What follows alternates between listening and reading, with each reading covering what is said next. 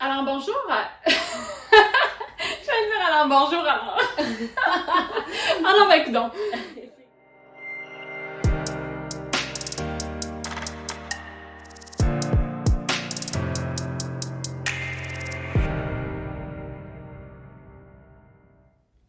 Bonjour, alors on avait envie de discuter avec vous d'érotisme. On va regarder un petit peu la définition, voir aussi la comparer à la pornographie et discuter des fonctions de chacune des deux perceptions, représentations de la sexualité.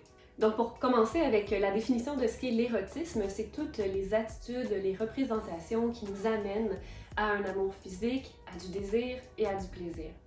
On le retrouve dans l'imaginaire collectif, dans l'art, dans la culture, dans la philosophie. Donc, l'érotisme, en fait, c'est vraiment comme un concept mental face à tout ce qui peut nous amener, en fait, à la sexualité.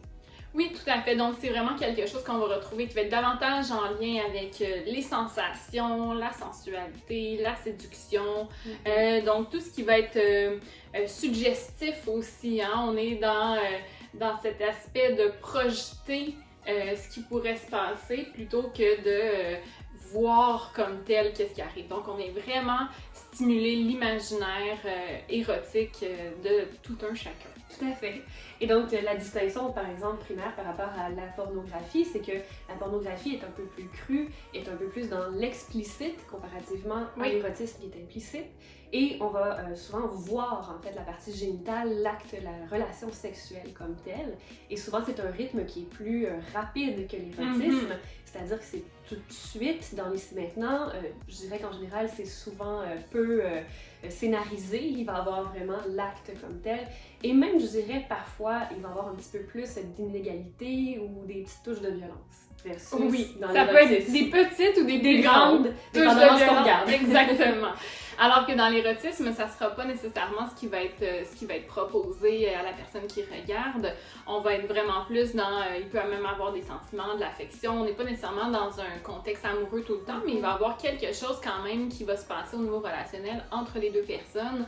On va être dans quelque chose de beaucoup plus lent aussi. Hein? Donc, le temps, prendre son temps devient quelque chose qui est au cœur aussi de l'érotisme. Puis, on peut retrouver aussi cette notion plus de... séduction, sexy. Oui, exactement. Mais ce que je voulais dire, c'était plus de prendre le temps de caresser, de découvrir, de liens, de communication même qui peut être présent au niveau de l'érotisme. Donc, tu sais, si on compare les deux, là, je dirais que la pornographie va être vraiment, dans le fond, une présentation de la jouissance, on va le voir, alors que l'érotisme va être une projection, promettre cette jouissance-là. Donc, on va être dans l'anticipation positive de ce qui va s'en venir, on va pouvoir l'imaginer et donc le plaisir sexuel l'excitation va monter graduellement, va s'amplifier de plus en plus, alors que dans la pornographie, on est dans quelque chose qui va être très instantané, comme tu disais tantôt. Donc on va être vraiment dans une excitation qui risque de monter très très très vite. Et à ce moment-là, mener à l'orgasme, alors que dans l'érotisme, on va vaguer à travers le plaisir pour éventuellement s'en aller vers l'orgasme. Oui. Donc, la fonction un peu de chacun, ça serait quoi? Oui, ben en fait, souvent, on pensait que la pornographie va être utilisée plus dans un court terme, dans un désir de relâchement, d'avoir, par exemple, une masturbation dans un relatif court temps. Ça va être un remplacement de l'imaginaire d'une certaine manière, donc c'est tout là.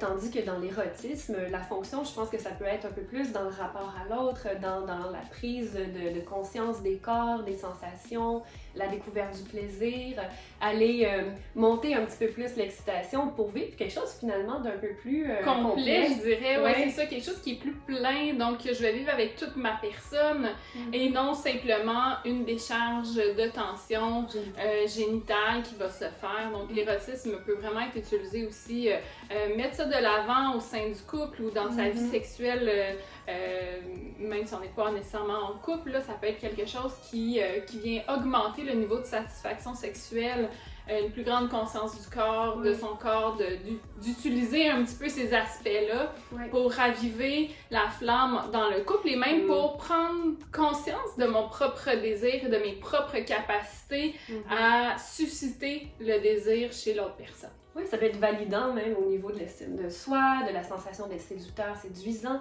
Puis je pense aussi que ça devient un bon stimulant à l'imaginaire. Oui. Dans le sens où je pense que la porno vient pallier un petit peu à l'imaginaire, alors que l'érotisme peut peut-être nourrir de façon plus, sur le long terme, en fait, notre capacité à désirer, imaginer et jouer finalement. Tout à fait. Alors, on vous encourage fortement à laisser libre cours à l'érotisme et expérimenter les différents aspects qu'on vient de vous présenter aujourd'hui. Merci! On va comparer ça un petit peu avec la pornographie, vous donner des difficultés. On va vous donner des difficultés relationnelles et sexuelles à l'encontre de votre mission. On va vous dire comment faire pour que ça aille mal dans votre couple.